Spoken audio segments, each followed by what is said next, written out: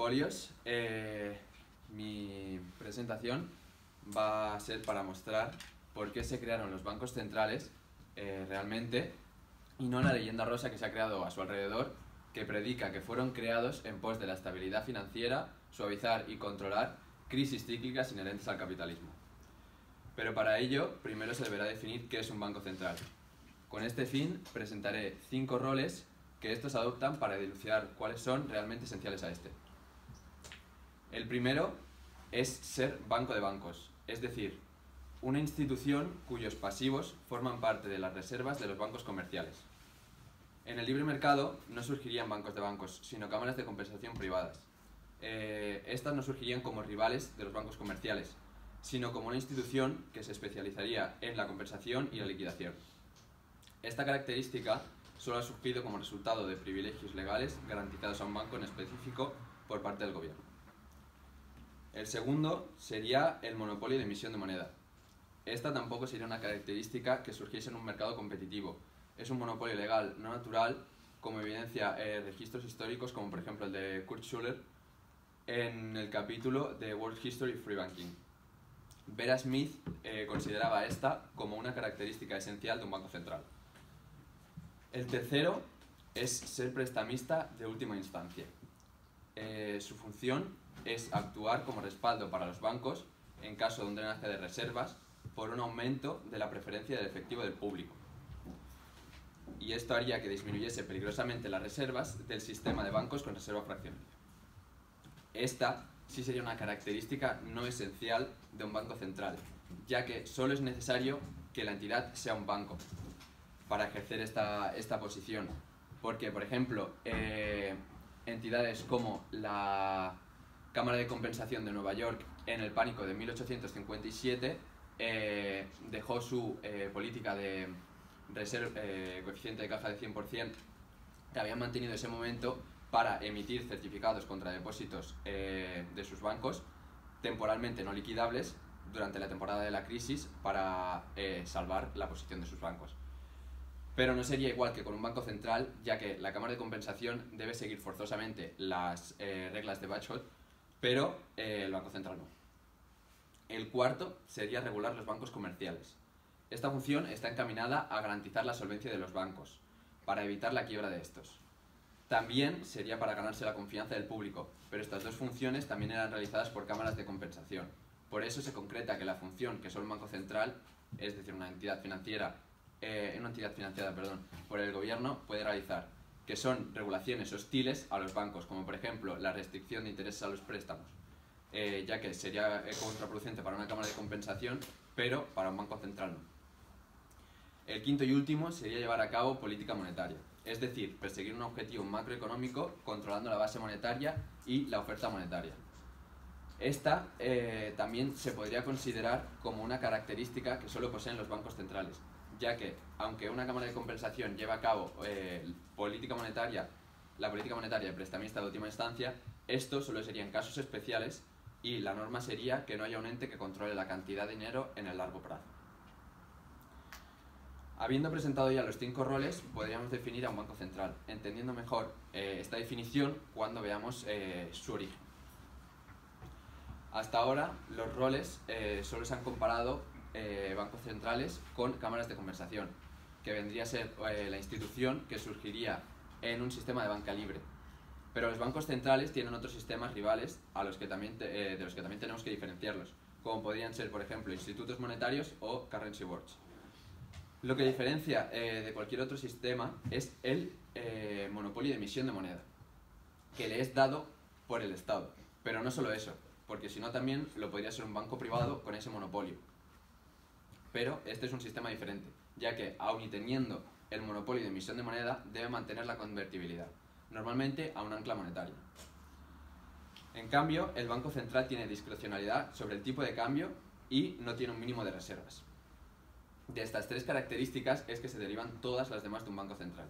En la actualidad, el abanico de tareas asignadas a los bancos centrales ha crecido exponencialmente, haciendo que no podamos concebirlos sin ciertos papeles, como por ejemplo la gestión de la deuda pública en la región en que es competente, cosa que implica la refinanciación a otras instituciones de intermediación financiera, convirtiéndose así en emisores privilegiados de deuda en la unidad de cuenta que controlen. Además, tienen ciertas competencias sobre la regulación de los bancos comerciales, como por ejemplo el requerimiento de reservas o el tipo de refinanciación. Finalmente, pueden realizar también operaciones a mercado abierto, como son los repos, el quantitative easing y el quantitative tightening. Es decir, los bancos centrales como institución han evolucionado para recoger más competencias de las que tenían inicialmente, pero su esencia, que es ser una institución bancaria con el monopolio de emisión de moneda nacional, con discrecionalidad sobre el tipo de cambio y sin requerimiento de reservas, nunca ha cambiado. Ahora que ya hemos visto que es un banco central, nos meteremos directos a la historia de los mismos, viendo dónde y por qué surgen estas divergencias entre los diferentes sistemas y estableciendo los motivos por los que se ha ido manteniendo en el tiempo, pese a su evidente inferioridad frente a los otros sistemas. El banco del que hablaré no es el primer banco cronológicamente, ya que le precede el banco sueco Riksbank, el cual se le adelantó por 26 años. Pese a eso, el banco que ha quedado marcado como el primero en su especie fue el Banco de Inglaterra. Y es por la importancia que ha adquirido debido a que fue el primero en evolucionar al prototipo de banco central moderno, al reconocer al principio tácitamente y a regañadientes, y más tarde oficialmente, su papel de prestamista de última instancia, en periodos de caos financiero. Además, también la obtuvo porque siempre que Inglaterra conquistaba un territorio, establecía imposiciones fiscales en libras y exportaba su política monetaria a ese territorio. La fundación del banco data del año 1694, pero para entender por qué se creó nos debemos ir unos años atrás, al 1672, durante el reinado de Carlos II. Este, previamente, en gran medida, decidió hacer uso de los banqueros londinenses para hacer frente a sus necesidades financieras. Ese endeudamiento excesivo llevó a que ese año suspendiera pagos de la Hacienda y las devoluciones de los adelantos a los banqueros, derivando así a la consiguiente insolvencia y falta de crédito de la corona durante décadas. Su sucesor, Guillermo III, al encontrarse con la guerra de 9 años contra Luis XIV, eso, junto con los bajos ingresos del reino y la debilidad del crédito público y de la misma corona, lo llevaron a él y al Parlamento controlado por el partido Whig a aceptar el plan de William Paterson, que quería hacer los billetes del Banco de Inglaterra moneda de curso legal. Esta parte de la propuesta fue rechazada por el Parlamento, pero por otro lado también propuso que se podía conceder un préstamo por suscripción pública y hacerlo atractivo a través de la garantización de incorporación mediante privilegios bancarios que disfrutarían los suscriptores y sus sucesores, para así poder financiar la guerra, dando así resultado a la aprobación de la creación del Banco de Inglaterra mediante el Tonnage Act de 1694, que regulaba los estatutos del mismo banco. Entre ellos, uno decía así: para y hacia la recaudación y el pago al tesoro público de la suma de 1.200.000 libras. Este préstamo al gobierno fue el primero de muchos, y con él empezó una relación de favores, ya que el gobierno necesitaba crédito y el Banco de Inglaterra se acomodaba a ello. Este capital nominal inicial de 1.200.000 libras, que como ya he dicho fue prestado automáticamente al gobierno, le permitió emitir billetes por la misma cantidad. La entrada de tal cuantía de dinero a la economía inglesa provocó una gran inflación que llevaría al Banco de Inglaterra a suspender pagos en 1696.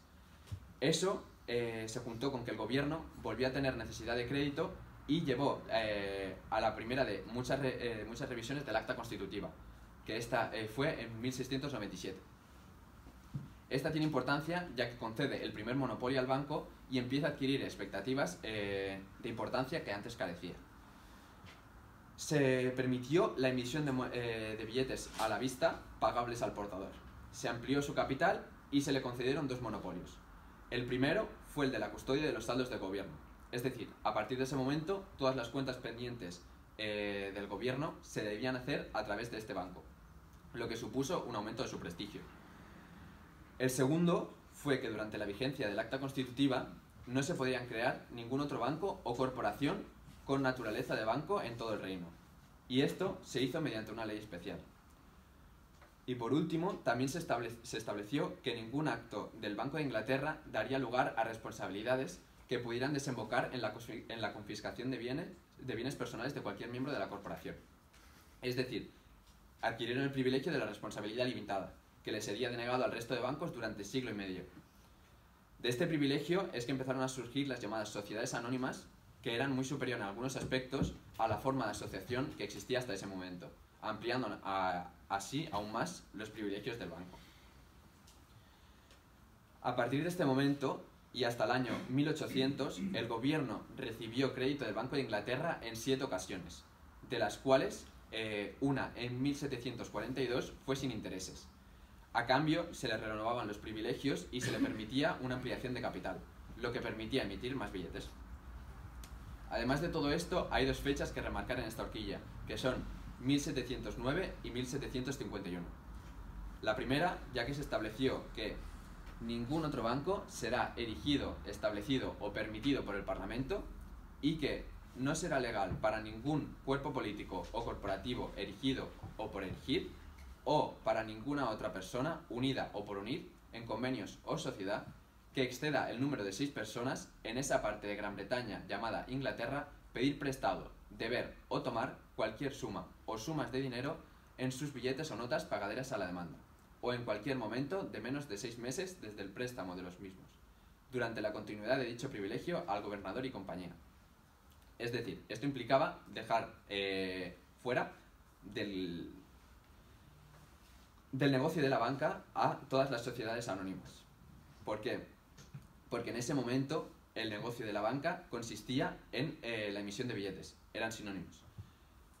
Y la segunda fecha, 1791, es importante ya que se le encomendó en ese momento la administración de la deuda nacional al Banco de Inglaterra.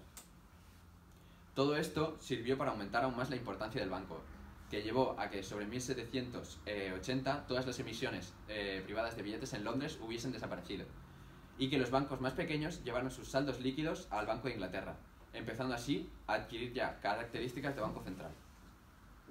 Este desarrollo se debió también en parte a la política del Banco de Inglaterra, que aparentemente rechazaba a aquellos que emitían sus propios billetes o a aquellos que usaban algún otro billete que no fuera del Banco de Inglaterra. Pese a lo dicho anteriormente, el Banco de Inglaterra pasó por bastantes dificultades en este periodo, y la sola causa fue el gobierno. Los préstamos que el banco le debía conceder ya eran de por sí un problema, pero además le generaban problemas al intentar paliar otras dificultades que atravesaba el banco. La cantidad excesiva de crédito al gobierno se debía a otra guerra contra Francia, para lo que el gobierno de Pitt pidió al banco anticipos, lo cual estaba prohibido sin autorización. Pese a ello, en el pasado el banco se los concedió mediante la compra de letras del Tesoro. Debido a estas circunstancias, el banco le solicitó al gobierno un documento que lo dejase exento de responsabilidad por todos los créditos pasados y le autorizara para seguir haciéndolos en el futuro con la condición de que no superaran una cantidad máxima. Pitt le hizo caso en las partes que le interesaban y para lo demás se hizo el sueco.